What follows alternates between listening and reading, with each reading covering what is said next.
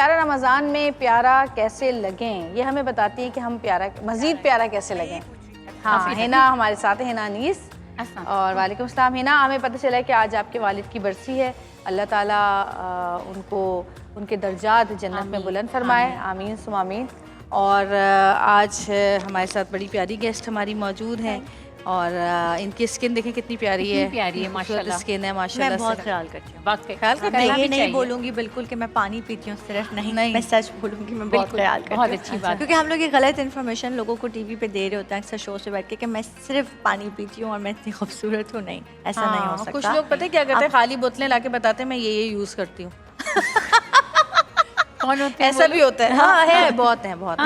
हाँ, तो जो आप यूज करते हैं वो बता दें। बिल्कुल, अगर नहीं बताना तो एटलीस्ट इतना बता दें कि हाँ हम स्किन केयर करते हैं। चले इसी बात पे मैं छोटा सा सवाल करती हूँ, जल्दी से क्विकली बताएं कुछ ऐसी चीज़ें कि आप क्या सुबह से शाम तक ऐसी चीज़ें जो आप हमारी ऑडियंस को बताना चाहेंगी जो आप करती। मैं कॉफ़ी मास्क यूज़ करती हूँ, जो मैंने पहले भी बताया है कि अक्सर मुझे कभी कहीं जाना होता है, मेरी स्किन मुझे लगता है कि ख़राब हो रही है, ड्राई हो रही है, तो कॉफ़ी, हनी और उसमें आप थोड़ा सा मिल्क डाल लें, उसको मिक्स करके वो पूरा फेस पे लगाएं और जब वो ड्राई होगा बहुत पता लग जाएगा, एक्सफोलिएट कर रहे हैं ना। हाँ, उसके बाद फिर उसको हल्का सा पानी से लेके थोड़ा सा वो रब करके और फिर वो स्क्रबिंग टाइप करके वॉश करें। और किसी डर्मेटोलॉजिस्ट के पास जाती हैं आप? डर्मेटोलॉजिस्ट के पास ऑफ कोर्स हम लोग सब भी जा रहे हैं। तो इधर जाए ना, फ्री में करवाएं। हाँ, मैं उनसे यही अभी पूछ रही थी, फ्री में करवाएं। मेरे दिल के दरवाजे भी खुले, मेरी अपॉइंटमेंट बुक कर लें आप, है ना? जरूर। ये मुझे 4 साल से आने को कह रही है लेकिन मैं नहीं जा रही। ये क्योंकि ज्यादा खूबसूरत है ना, कॉन्फिडेंस स्पार्क। तो आप फिर इन्हें खराब करना चाह रही हैं? फंस गई ना, दोस्ती खराब करूंगी ना चेहरा खराब करूंगी, लेकिन हाथ धो के पीछे जरूर पड़ जाऊंगी। क्योंकि जो पामोलिव का जो ये रोज पेटल और एक्सट्रैक्ट वाला सोप जो मेरे सामने पड़ा हुआ होता है ना, तो मैं चाहती हूँ कि जल्दी से पानी आ जाए, आ गया तो मैं इससे हाथ धो के आप दोनों के पीछे पड़ने के लिए आ रही हूँ, ठीक है ना, ताकि मैं आप दोनों के पीछे लग जाऊं और अपना काम अच्छी तरीके से करूं, अच्छी सी खुशबू के साथ। और जो आज मेरा अच्छा सा ये सेगमेंट होने वाला है ना, और जो आज मेरा टॉपिक है वो भी है फुल बॉडी वाइटनिंग स्क्रब। और जो ये ट्रीटमेंट है आज मैं फुल बॉडी ट्रीटमेंट दे रही हूँ, तो ये तो अच्छा है ईद के लिए। बिल्कुल, ईद के लिए भी। और जो आजकल बड़े बड़े स्पा बने हुए हैं उसमें ये जो टर्किश हमाम और full body treatment, whitening treatment, luxury treatment बन रहे हैं, कुछ पाकिस्तान में भी ऐसे हैं। वैसे तो पाकिस्तान में कम है, कराची में तो कोई नहीं, लाहौर में बहुत ज्यादा है। आपने तो नहीं बनाया हुआ अभी तक तो नहीं बनाया। आपकी दुआ तो बनाए ना, जब आप लोगों की दुआएं दें तो हम बना देंगे। वैसे तो टर्किश हमाम, ये जो पूरा ये जो ट्रीटमेंट बना रही हूँ ना, ये एक टर्किश हमाम की तरह का एक अच्छा ट्रीटमेंट। तो जो इंग्रेडिएंट है, फर्स्ट स्टेप, 3 स्टेप्स हैं ये। तो मैं पूरा क्योंकि स्पा बना रही हूँ तो फर्स्ट स्टेप में जो मेरे पास है वो है 1 कप ओट का। ये एक जैसे ओट्स का सीरियल मिलता है ना, सीरियल नहीं है, जैसे ओट्स का क्या कहते हैं, जौ का दलिया, ठीक है, उसको मैंने और पीस लिया है। दलिया सीरियल ये क्विक ओट्स है, इसको मैंने और पीस लिया। ये मीठा नहीं है, बिल्कुल सादा है और बिल्कुल पीस लिया। थोड़ा सा ऐसा दरदरा सा हो गया। 1 कप ये है मेरे पास, ठीक है, 1 कप ये है। कंफ्यूज क्यों हो रही है? नहीं, मैं थोड़ा सा बड़ा वाला बोल ले रही थी ना, ताकि इसमें मिक्स हो जाए इजीली, ठीक है। और इसमें 1/2 कप राइस फ्लावर है, ठीक है। अगर राइस फ्लावर हमने राइस का फ्लावर लिया है या फिर राइस का खुद बनाया है? नो, राइस फ्लावर आराम से मार्केट में मिल जाता है। घर में आप राइस को पीसेंगे ना तो वो अच्छी तरीके से। पूछ रही थी कि हम वो वाला लें जो मिलता है या फिर खुद बना लें? वो वाला थोड़ा सा वो होता है, ज्यादा अच्छा सा पिसा हुआ होता है। और 1/2 कप आपने जो पिसा हुआ वो जो मिल्क पाउडर मिलता है, अच्छा मिल्क पाउडर है, रोजा लग रहा है। अच्छा, मिल्क पाउडर भी 2 आते हैं, एक में ऑलरेडी शुगर होती है और एक में नहीं, विदाउट। ये इस तरह कर लिया। और इसमें 1/4 कप रोज पेटल, जो फूल की पत्तियां होती है ना, जरा अच्छी क्वालिटी की लीजिएगा। और इसको भी घर पे ग्राइंड कर लीजिएगा। इस तरह मिक्स करके इसको जार में रख लेना है, ठीक है, जार में रख लेना है। अब इसको वाटर में आप डिज़ोल्व कर लेंगे जब भी इस्तेमाल करना हो। थोड़े से वाटर में डिज़ोल्व करेंगी या दूध में डिज़ोल्व करेंगी, जितना इस्तेमाल करना है, फुल बॉडी पे इस्तेमाल करना है तो एज पर कि आपको जितनी रिक्वायरमेंट है आपने इस तरह लेना है बोल, उसमें वाटर में या मिल्क में इसको डिज़ोल्व करना है, पूरी बॉडी पे लगाना है और स्क्रब करना है। एक दफा बना के रख लें। हाँ, बना के इसको ड्राई जितना भी रखना है बड़े से जार में भरें और अपने वॉशरूम में। रेमेडी कार्ड जो है स्क्रीन्स पे आप देख सकते हैं, आप उनकी पिक्चर्स खींच सकते हैं, उन्हें नोट कर सकते हैं, और अगर रह जाए तो यूट्यूब पर भी देख सकते हैं। बिल्कुल। और बड़े अच्छा कॉलर हमारे साथ मौजूद हैं, बात करते हैं। हेलो, अस्सलाम वालेकुम। वालेकुम अस्सलाम, कैसी हैं आप? मैं ठीक हूँ। पेशावर से कौन बात कर रहा है? देखिए मैं पहचान गई। एमन। एमन एमन पेशावर से। कैसी हैं आप? अल्हम्दुलिल्लाह, अल्लाह का शुक्र है। मिस अरीबा को भी मेरा सलाम, डॉक्टर हिना को भी। वालेकुम अस्सलाम। जी, आज आपने जो बात की अपने वेट के हवाले से मुझे बहुत अच्छा लगा, लेकिन लिटरली आपकी तरह स्ट्रांग हर कोई नहीं होता, तो मैंने कॉल इसलिए की है कि मुझे जरा कोई टिप वगैरह अगर doctor Hina they for weight loss. आपका कितना वेट है और क्या एज है आपकी? मेरी एज है 24 एज और वेट मेरा 80 kg है। अच्छा। 80 और हाइट? हाइट है 5'2". 5'2", बिल्कुल। आपका वेट वाकई ज़्यादा अच्छा। देखिए ग़िज़ा, आपको सबसे पहले तो अपनी डाइट पे कंट्रोल रखना पड़ेगा, क्योंकि कोई भी दुनिया में ऐसा नुस्खा, ऐसी रेमेडी या ऐसी दवाई ही इजाद नहीं हुई कि आप कुछ भी खा लें और वो जादू आप पे असर कर जाए। तो आपने ग़िज़ा को कंट्रोल करना है। 3 चीज़ें आपको अपनी डाइट से निकालनी होंगी: तेल, शक्कर और मैदा। ये 3 चीज़ें निकाल दें। इसके साथ साथ हमने थोड़े ही दिनों पहले बता देना। हाँ, थोड़े ही दिनों पहले हमारे YouTube चैनल पे आप जाके देखेंगे, मैंने ओज़म्पिक पाउडर और ओज़म्पिक टी बताई है। ये नेचुरल तरीका है। इसमें तमाम वो चीज़ें हैं जो हर पंसार और हर उस जगह पे जहाँ हर्बल चीज़ें मिलती हैं, जिसमें बरबरीन का पाउडर था, जिसमें अजवाइन थी, जिसमें मेथी दाना था, जिसमें ज़ीरा था, ठीक है, जिसमें कलौंजी थी और जिसमें दालचीनी का पाउडर था। इसमें उनकी रेशो लिखे हुए हैं, यानी मिकदार कितनी कितनी है, किस किस वक्त लिखा हुआ है, सब हमारे YouTube पेज पे पूरा दिन का स्केजुअल और क्या कब कब लेना है सब अपलोड हुआ हुआ है। आप डिटेल से हमारा वो शो देखें, आपको पता चल जाएगा कि उसको किस मिकदार में लेना है। आप उसको इस्तेमाल करें, इंशाअल्लाह ताला आपका वज़न कम हो जाएगा, लेकिन आपको डाइट ज़रूर कंट्रोल करनी है। ठीक है? बिल्कुल जी। और क्या बता रही हैं आप? अच्छा, इसके साथ स्टेप नंबर 2 की तरफ आ जाते हैं। आपने इसको एक्सफोलिएट करना है, आपने बॉडी को वेट करना है, और ऐसे मास्क क्या ऐसे ग्लव्स भी आ गए हैं जिस तरह के कि उससे एक्सफोलिएशन और अच्छी तरीके से हो जाती है। आपकी बॉडी के ले लें पहले। बिल्कुल लीजिए जी। हेलो, अस्सलाम वालेकुम। हेलो जी, कौन बात कर रही हैं? मैं साइमा बात कर रही हूँ, इस्लामाबाद से। साइमा, इस्लामाबाद से। जी। मुझे डॉक्टर हिना से एक रिक्वेस्ट करनी थी कि आपने जो कल हेयर जेल बनाना सिखाया था उसकी रेसिपी दोबारा रिपीट कर दें। क्या चीज़? कौन आपने जो सिखाया? कल कोरियन हेयर जेल बनाना अच्छा, तो आप एक काम रिपीट करिए ना, आप YouTube पे जाएं और कल का जो 9 रमज़ान का जो हमारा शो है उसके क्लिप्स भी हैं इनके, खाली अलग से इनके जो सेगमेंट था उसके भी, और पूरा शो भी है। आप वहाँ जाके देख लें। बिल्कुल हेयर जेल का कह रही हैं? जी जी। अच्छा, उसमें तो वो तो बट 3 उसकी चीज़ें थी। फ्लैक्स सीड्स का जेल था, उसमें सेसमी सीड ऑयल था उसमें, और उसमें एलोवेरा जेल था। इन तीनों को हम वज़न लेके उसको फेंटा था बहुत अच्छी तरीके से, और उसको हल्के गीले बालों में लगा के 1 घंटे के लिए छोड़ देना है, और हल्के माइल्ड शैम्पू से उसको वॉश करना है। तो वो बहुत अच्छा है, आप उसको इस्तेमाल करें। अच्छा, क्योंकि वो हम जब इंडस्ट्री में नए नए आते हैं, अच्छा, तो एवरी डे आपके बालों में ब्लो ड्रायर होता है चीज़ें, तो इसलिए मुझे बहुत ख्याल करना होता है। स्क्रीन पे हमने दिखा दिया आपको जो आप पूछ रही थी कोरियन हेयर केयर की रेसिपी, वो अच्छा। आप आ रही है उसके स्क्रीन पे, आप देख लें, नोट कर लें। अब हम आ रहे हैं इसके सेकंड स्टेप की तरफ। इसका सेकंड स्टेप है मॉइस्चराइजिंग, डीप मॉइस्चराइजिंग। अब आपने क्या करना है, ये कमाल इंग्रेडिएंट है। अब आप लोग बोलेंगे इतना सिंपल इंग्रेडिएंट है और आप कह रही हैं ये मॉइस्चराइजर। ये है मिल्क क्रीम, ठीक है? ये मिल्क क्रीम है, और ये ऐसे मॉइस्चराइजर का काम करेगा कि आपने ये वेट बॉडी पे लगाना है। ये वाइटनिंग का भी काम करेगा। स्मेल आती रहेगी पूरा दिन। वॉश करेंगे भाई, वॉश करेंगे इसको, ऐसे ही नहीं छोड़ देंगे। अभी तो तुमने कहा वेट बॉडी पे लगा के वॉश करना है। अच्छा। ये हमाम है, वॉश करके फिर लगा के फिर वॉश करना है। हाँ। अच्छा, आप हमाम में जब हम जाते हैं ये ट्रीटमेंट के लिए, तो ये 1.5 घंटे का, तो जाएं लग्जरी।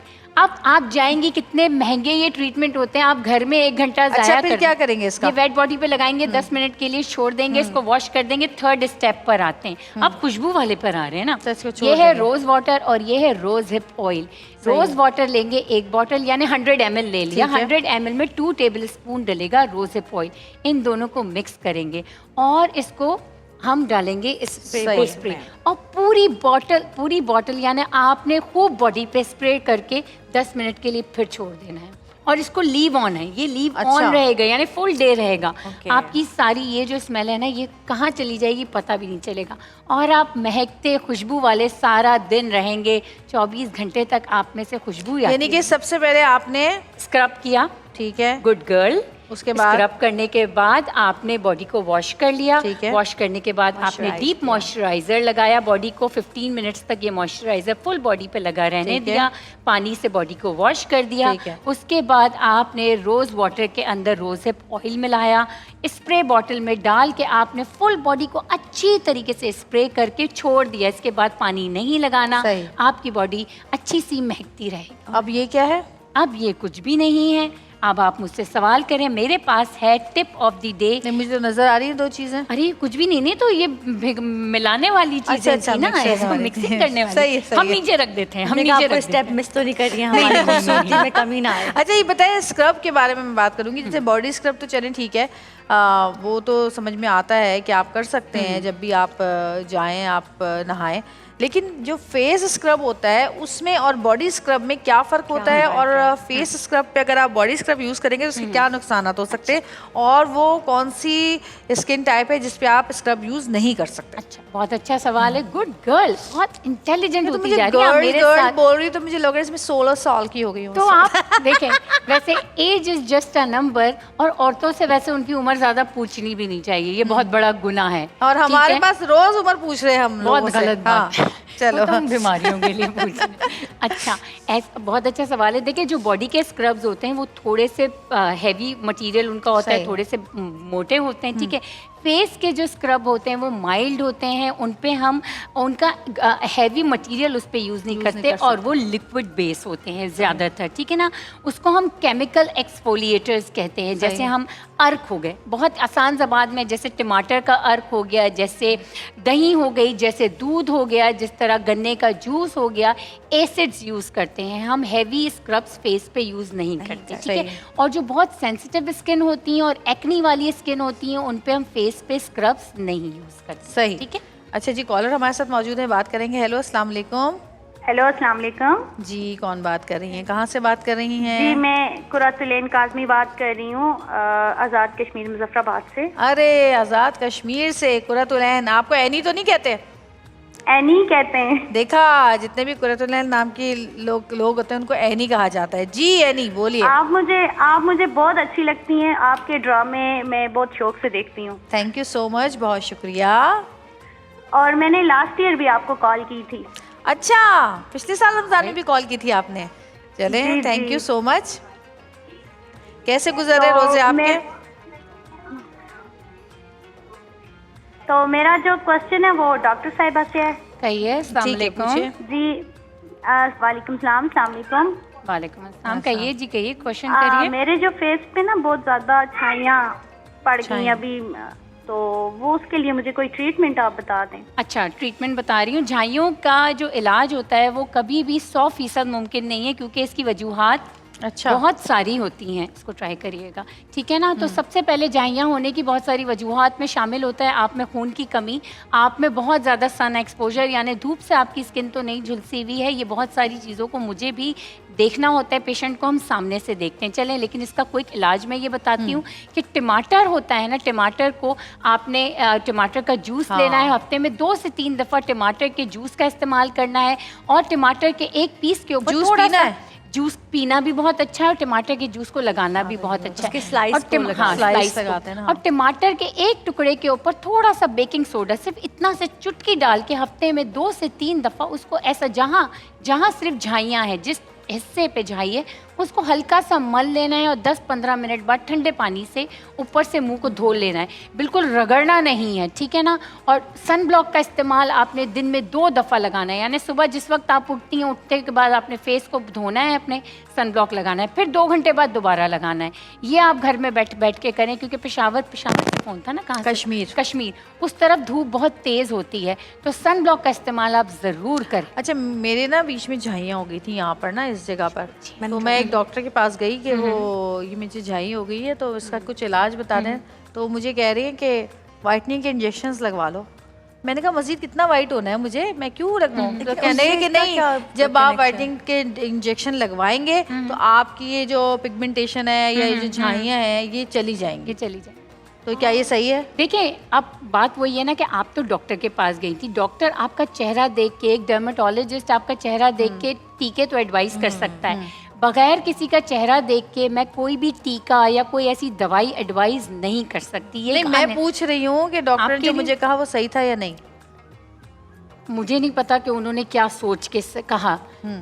सही हो भी सकता है और नहीं भी हो सकता। उन्होंने कहा कि नहीं आप व्हाइटनिंग के लिए मत लगवाएं, लेकिन ये जो दाग धब्बे पड़ जाते हैं इंजेक्शन धूप लगते से हैं, या लगते किसी हैं, से, वो सही हो जाते हैं। लगते हैं, लेकिन वो सही खुद ही होते चली हैं। गई फिर मेरी तो हाँ, खुद ही सही हो जाता है। हाँ, मुझे कुछ skin करना ही care नहीं अच्छा पड़ता। कर I लें, know। अच्छी ग़िज़ा खा लें तो चले जाते हैं। लेकिन कुछ ऐसी मेडिकल कंडीशन होती हैं जिसमें टीके भी लगते हैं, जिसमें दवाई कभी भी तुम्हारे खानी साथ पड़ती ऐसा है। हुआ कि कोई ऐसी तुम्हारे चेहरे पे कोई दाग धब्बा या कोई मुझे दाना हो गया? यहाँ पर हो जाता है वो बिल्कुल। सनग्लासेस लगाने से, होते क्योंकि हैं। वो सनग्लासेस मुझे भी हो जाती यहाँ हैं। पर होता है। मैं मुझे आपको आता है। बताऊं, तो मैं मुझे भी हो इसलिए जाती है। सनग्लासेस कम लगाती हूँ। सनग्लासेस से भी होती हैं। सनग्लासेस अरे का बोलने जो- तो दो। चुप हो गई, रिक्शा अपना अच्छा, खुद ही रोक लेकिन दिया मैंने। सनग्लासेस हमेशा जब हम लगाते हैं तो यहाँ पे धूप आके लगती है, तो मुझे हमेशा यहाँ पे 2 ऐसे लाइंस बन जाती हैं और वो पता लगता है जो डिफरेंस होता तो है। वो कैसे सही तो हुई वो भी फिर? मैं यही करती हूँ कि घर पे जैसे अपना ये मास्क वगैरह लगा लिया, लेकिन फिर मैं सनग्लासेस कम लगाती हूँ।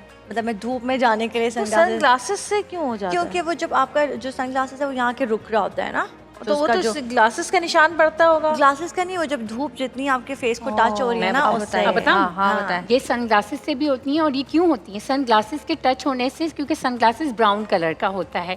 ऐसी कोई भी चीज़ धूप से जो मेलानिन होते हैं ना, वो हमारी स्किन के अंदर जो कलर पिगमेंट एब्जॉर्ब हो रही होती है। ये जो हमारी कैमरे की लाइट्स हैं और ये जो पिंक कलर का ब्लश ऑन लगाते हैं, और अक्सर ख़वातीन व हज़रात को जो कि मेकअप करते हैं, इंक्लूडिंग मी, मुझे भी यहाँ पे पिगमेंटेशन हो जाती है, छोटे छोटे सर्कल, चवन्नी नुमा निशान बन जाते हैं, इंक्लूडिंग मी। तो फिर मुझे भी पिगमेंटेशन हो जाती है।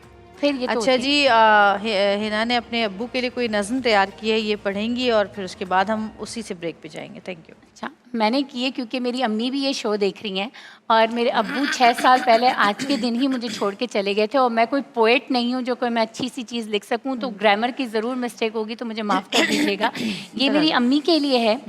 सितारों की दुनिया में मुझे तन्हा छोड़ के चले गए हो तुम, ये दुनिया तेरे काम की नहीं है परी, ये कहते थे तुम।